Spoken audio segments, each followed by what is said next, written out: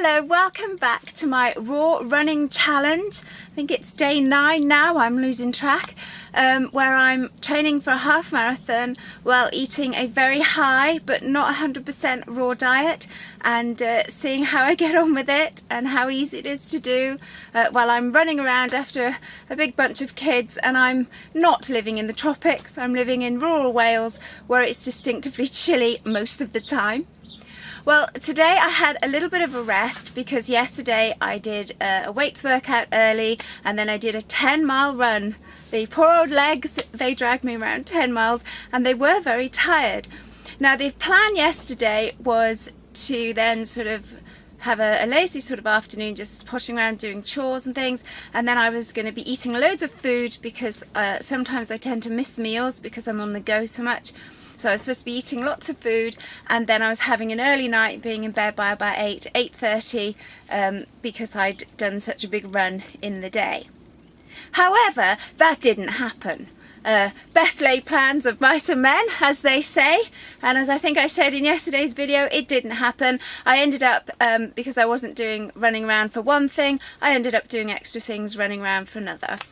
And while I was on the go yesterday with not a lot of food with me, I had to call in to a friend of mine with some things, and to cut a very long story short, she owns a fish and chip shop. And over the course of meeting her, she did offer me some chips. And I must admit I succumbed to just a few. I think I had about a dozen chips.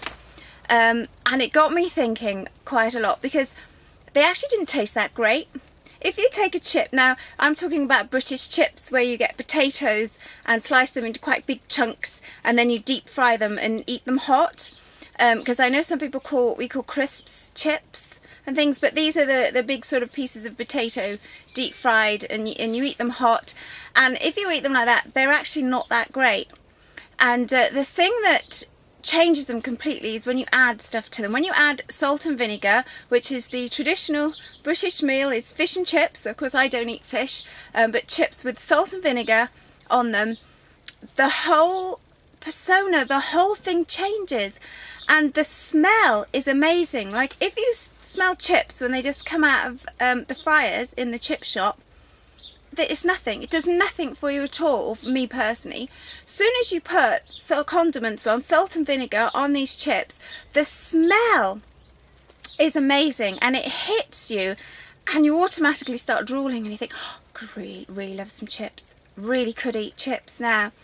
Anyway, I had these chips, and as I say, I try, unless you put salt, as a food on their own, they just don't taste it. They taste bland, they taste tasteless, and yet it's this big thing that nearly everybody, I know people that eat chips every day. Oh, sun's come out. So you put a bit of salt and vinegar on them and it's like, oh, this is great, this tastes really good. As I only had a few, because my stomach was really rumbling and I didn't really want to eat many because I prefer not to. But it was just, I think it's the smell. And it got me thinking about vegetables and fruits. Now, I remember as a youngster, as the early teens, my father had a greenhouse, and he used to grow the most amazing things in his greenhouse, which is rubbed out on me. I'm sat in my polytunnel again, and I do have a big greenhouse. And if you go in the summer and the smell of tomatoes ripening in a greenhouse, you go in there and it hits you. This amazing smell. It's like the salt and vinegar of the vegetable fruit type world. You go in and the smell of ripened tomatoes is amazing. It is fantastic, and you just want to eat and eat and eat tomatoes. And my greenhouse is the same. Every summer when I grow my tomatoes, it always reminds me of my father, and I walk in and the smell, and you can't get them into your mouth quick enough, and you take them into the house and you're eating them on the way, and the smell actually makes you want to eat. When you go around the fruit department in a supermarket, there's no smell. It's the weirdest thing. You go in there and it's, whether it's because a lot of the produce is in plastic packaging, which sort of masks it, I don't know. But I mean, you can pick up fruit, like I've been trying it. I've been in my large day sniffing my fruit. Anyone saw me think I'm weird, but there's just no smell to it. Yeah, I've come in my polytunnel today, and things aren't obviously fully grown, they're only just starting to grow. But if you just brush your hand over some of the leaves, the aromas and the smell that comes from these plants is absolutely fantastic, and it makes you want to eat them. For example, I've got some mint and I've got some onions, and so you've only got to sort of brush your hand over the tops and automatically you get a really big powerful smell, and you think, oh, that is really tasty, that I could just eat that now. And I think it could be the same thing that happens with fast food, that the actual food doesn't taste that great really. I think it's the smell that somehow, I don't know how it works, if anybody knows, write down below, but the smell actually makes you want to eat it. But as I say, you walk around a produce department in supermarkets, there's nothing, and it doesn't really entice you to want the food. Whereas if you go to a fresh place, like we pick our own strawberries every year, you go to the strawberry farm, and as you pick, the smell of strawberries is amazing, and it makes you just want to eat them. So I don't know where this is going or what it was, just an observation. As I say, yesterday I did succumb to, as I say, a handful of chips, and it was only after the salt and vinegar was added that I went, oh, but do you know, they weren't as great as I was expecting. And it just got me thinking about this little observation in life about the smell of vegetables, the smell of fruit, and how it changes your persona and how it makes you want to eat them. I'm actually having a rest day today from exercise. I did my workout at 6:30. I didn't ache as much as I thought. I did struggle out of bed, and then as soon as I was up, I was fine. And I've been very busy in the polytunnel today, so I've had no ill effects from yesterday.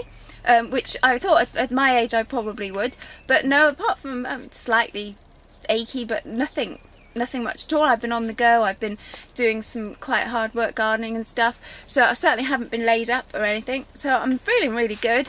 I'm feeling really chirpy.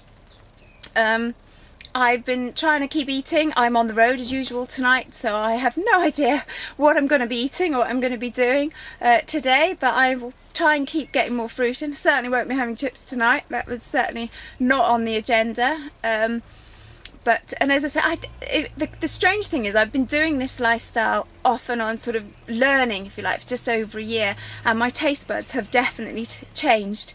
And whereas before you could go and, oh, I'll have a portion of chips, now it's like, just have a handful and you've really and truly had enough. It's, if any. I think if I'd had a choice of other stuff, I probably wouldn't have eaten them, which is quite strange. I think people worry when they start eating this way that they're going to miss so many foods, but I can honestly say that the less you eat them, the less you want to eat them, if that makes sense, and you prefer to sort of eat other things. But occasionally life is life and these things happen. So I'm having a bit of a running around, obviously with the kids later, and then tomorrow please join me. I'll be doing a workout, and then I think I'm going up the mountain for a bit of a mountain walk, and it'll be another day on my raw challenge. So join me then.